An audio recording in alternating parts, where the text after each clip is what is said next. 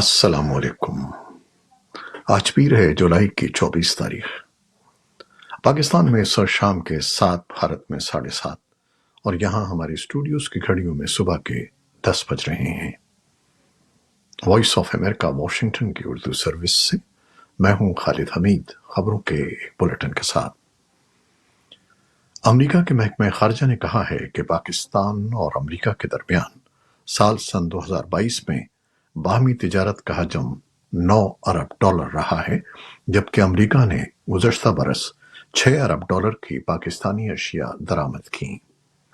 محکمہ خارجہ میں پاکستان ڈیسک سے منسلک principal deputy assistant secretary of state Elizabeth Horst نے صحافیوں سے باتیں کرتے ہوئے کہا کہ IMF اور پاکستان کے درمیان قرض کی قسط کا معاہدہ طے پانا ایک خوش آئند اقدام ہے۔ امریکی اہلکار نے کہا کہ پاکستان کی موجودہ حکومت کا انتخابات منعقد کرانے کا فیصلہ خوش آئند ہے، تاہم پاکستان کی سیاست کے بارے میں پاکستانی عوام کو اپنے قوانین اور آئین کے مطابق فیصلہ کرنا ہے۔ ایلزبتھ ہوسٹ کے مطابق امریکہ چاہتا ہے کہ پاکستان میں انتخابات آزادانہ اور منصفانہ ہوں۔ ان کے بقول وہ ان اصولوں کو ذہن میں رکھتے ہوئے پاکستان میں منعقد ہونے والے انتخابات کا مشاہدہ کریں گے۔ پاکستان فوج کے سربراہ army chief general Asim Munir سے commander US CENTCOM general Michael Erik Kurilla نے ملاقات کی ہے۔ پاک فوج کے شعبۂ تعلقات عامہ ISPR کے جاری بیان کے مطابق ملاقات میں باہمی دلچسپی کے امور پر تبادلہ خیال کیا گیا۔ ISPR کا کہنا ہے کہ ملاقات میں خطے کی صورتحال اور دفاعی تعاون کے فروغ پر بات چیت کی گئی۔ ملاقات میں تمام شعبوں میں دوطرفہ تعلقات مزید بڑھانے کی خواہش کا اعادہ کیا گیا۔ ISPR کے ترجمان کا کہنا ہے کہ جنرل مائیکل ایرک کوریلا نے دہشت گردی کے خلاف جنگ میں پاک فوج کی کامیابیوں کو سراہا۔ امریکی سینڈ-کام کے کمانڈر نے خطے میں امن و استحکام کے لیے پاکستان کی مسلسل کوششوں کو سراہا۔ پاکستان میں جاری مانسون کی بارشوں میں لینڈ سلائیڈنگ اور بارشوں کی وجہ سے ہونے والے حادثات میں گزشتہ 2 روز کے دوران 11 افراد ہلاک ہو گئے۔ ان میں زیادہ تر ہلاکتیں خیبر پختونخوا اور پاکستان کے زیر انتظام کشمیر میں ہوئی ہیں، اور حالیہ مانسون بارشوں کی وجہ سے پاکستان کے مختلف علاقوں میں حکام کے مطابق 133 افراد ہلاک ہو چکے ہیں۔ افغان ہلال احمر سوسائٹی کا کہنا ہے کہ گزشتہ 4 دنوں کے طوفانی سیلاب میں 33 افراد ہلاک اور 20 دیگر زخمی ہو گئے۔ افغانستان میں برسر اقتدار طالبان کی وزارت قدرتی آفات کے ترجمان شفیع اللہ رحیمی نے بتایا کہ شدید بارشوں کے بعد آنے والے سیلاب اور دیگر حادثات میں 31 افراد ہلاک ہوئے ہیں۔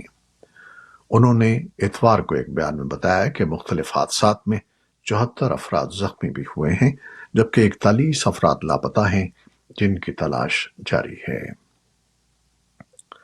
بھارت کی وسطی ریاست اتر پردیش سے تعلق رکھنے والی خاتون اور پاکستان کے شمالی پہاڑی علاقے دیر بالا سے تعلق رکھنے والا نوجوان فیس بک پر ہونے والی دوستی کو اب رشتے میں تبدیل کرنے کا فیصلہ کر چکے ہیں، اور اسی مقصد کے لیے 35 سالہ ہندوستانی خاتون انجو دیر بالا پہنچ چکی ہیں۔ دیر بالا کے ضلعی پولیس افسر مشتاق احمد خان کا کہنا ہے کہ انجو 1 مہینے کے وزٹ ویزے پر پاکستان آئی ہوئی ہے۔ وہ واگا بارڈر پر داخل ہونے کے بعد راولپنڈی چلی آئیں، جہاں پر میزبان نصیر اللہ اور ان کے رشتہ داروں نے اس کا استقبال کیا اور اسے دیر بالا لے آئے۔ دیر بالا میں آنے کے لیے وفاقی وزارت داخلہ نے انجو کو خصوصی اجازت نامہ دے رکھا ہے۔ ضلعی پولیس افسر کے بقول فی الوقت انجو اور نصیر اللہ کا شادی کا کوئی پروگرام نہیں ہے، مگر وہ ایک دوسرے کے ساتھ منگنی کا فیصلہ کر چکے ہیں۔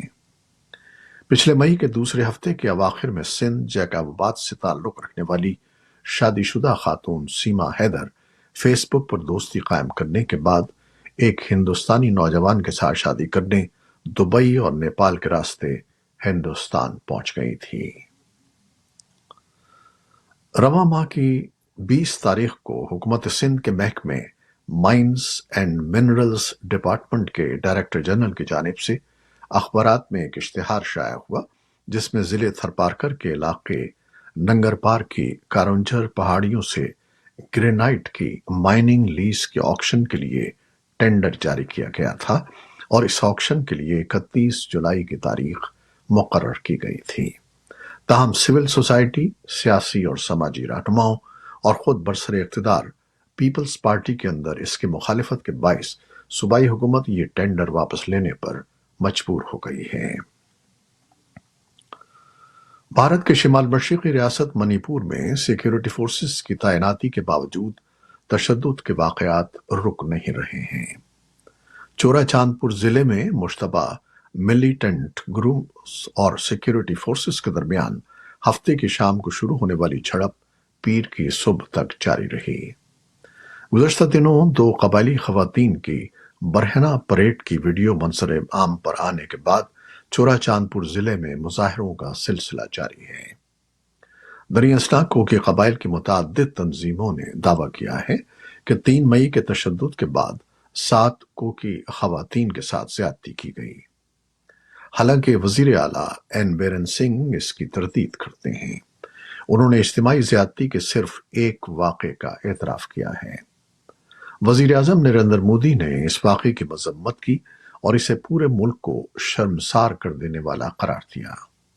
امریکی وزارت خارجہ نے اس واقعے کو خوفناک اور سفاکانہ قرار دیتے ہوئے اس پر تشویش کا اظہار کیا۔ قبل ازیں یورپی پارلیمنٹ نے منی پور میں ہونے والے تشدد کی مذمت کی تھی۔ ادھر اس معاملے پر بھارتی پارلیمنٹ میں ہنگامہ جاری ہے، جس کی وجہ سے ایوان کی کارروائی تعطل کا شکار ہے۔ تشدد کے نتیجے میں 160 سے زیادہ افراد ہلاک اور 60,000 بے گھر ہو چکے ہیں۔ یوکرین کی فوج نے کہا ہے کہ اس نے گزشتہ ہفتے کے دوران روسی افواج سے 16 مربع کلومیٹر کا علاقہ دوبارہ حاصل کر لیا ہے۔ ادھر روس نے پیر کو اطلاع دی ہے کہ یوکرینی ڈرون حملوں نے ماسکو اور روس کے زیر قبضہ کرائمیا کو نشانہ بنایا، جبکہ یوکرین نے کہا ہے کہ روس نے اپنا تازہ ترین فضائی حملہ اوڈیشہ کی جنوبی بندرگاہ پر کیا ہے۔ دریں اثنا یوکرین کی فوج نے کہا کہ اوڈیشہ میں بندرگاہ کے بنیادی ڈھانچے پر تازہ ترین روسی حملے میں اناج کا ایک ڈیپو تباہ ہو گیا اور 4 مزدور زخمی ہو گئے۔ یوکرین کی جنوبی فوجی کمان نے کہا کہ اس نے 3 روسی ڈرونز مار گرائے جو پیر کے روز حملہ آور ہوئے تھے۔ روسی فضائی حملوں نے اتوار کی صبح تاریخی کیتھیڈرل کو نقصان پہنچایا۔ یونیسکو نے ایک بیان جاری کر کے اس حملے کی شدید مذمت کی ہے۔ یورپی یونین کی خارجہ پالیسی کے سربراہ جوزپ بوریل نے اس حملے کو نیا جنگی جرم قرار دیتے ہوئے اس کی مذمت کی ہے۔ یوکرین کے صدر ولادیمیر زیلنسکی نے اتوار کو اپنے ویڈیو خطاب میں کہا کہ ایک نئی نیٹو یوکرین کونسل کا پہلے سے اعلان کردہ اجلاس بدھ کو ہو رہا ہے، جس میں توقع ہے کہ بحر اسود کے سیکیورٹی پر توجہ دی جائے گی۔ نیٹو کے ترجمان اونالو نیگسکو نے ہفتے کے روز کہا کہ نیٹو کے سیکرٹری جنرل یانس اسٹالٹنبرگ کے ساتھ ٹیلی فون پر بات چیت میں زیلنسکی نے اس اجلاس کی درخواست کی تھی، جس میں یوکرین کی بندرگاہوں سے اناج کی برآمدات کی نگرانی کرنے والے 1 سال پرانے معاہدے سے روس کی دستبرداری کے بعد کی صورتحال پر تبادلہ خیال کیا جائے گا۔ لونگسکو نے کہا کہ یہ اجلاس سفیروں کی سطح پر ہوگا اور اناج کی برآمدات کے لیے ایک راہداری کا تعین کرے گا۔ اقوام متحدہ کی کمان کے ڈپٹی کمانڈر نے پیر کو کہا کہ انہوں نے شمالی کوریا کے ساتھ اس امریکی فوجی کے بارے میں بات چیت شروع کر دی ہے جو گزشتہ ہفتے کوریا کی سرحد پار کر کے شمالی کوریا فرار ہو گیا تھا۔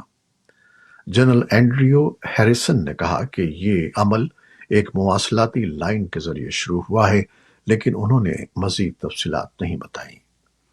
شمالی کوریا نے پرائیویٹ ٹریوس کنگ کے بارے میں عوامی سطح پر خاموشی اختیار کر رکھی ہے، جس نے گزشتہ منگل کو سرحد پار کی تھی، جبکہ اس نے ٹیکساس کے علاقے فورٹ بلس جانا تھا۔